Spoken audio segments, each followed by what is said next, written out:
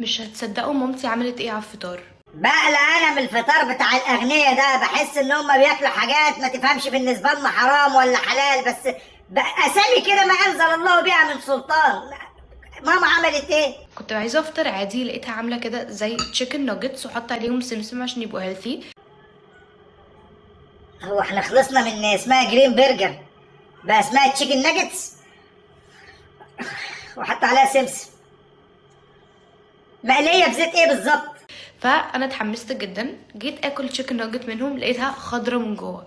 هاي لسه ما استوتش، من جوه بتبقى خضرا. معلش انت لو سبتيها شويه كانت هتستوي، حطيها في الرده.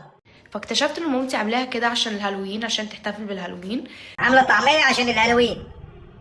احنا عايشين في هالوين على طول، ساعات بنعمله الصبح وساعات بنعمله بالليل عادي، يعني الهالوين بتاعنا احنا في احتفالات بقى دايما. فقمت على طول سايبه الاكل، رحت لبست اورنج عشان احس باجواء الهالوين اكتر وابقى شبه اليقطينه.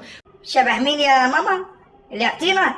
ده انتوا طلعتوا يقطين ابونا. باكل التشيكن ناجت الخضراء فبحس كده انه في زي حاجه مختلفه. بجد التشيكن ناجت عجبتني جدا، وعجبتني برضه ان هي لونها مختلف، ممكن تكون مامتي عاملاها بالسبانخ مثلا. ويا سلام بقى لو جربتي معاها حبيبات بني كده شبه الشوكليت شيبس او الشوكليت بيسز، اسمها بين فول مدمس.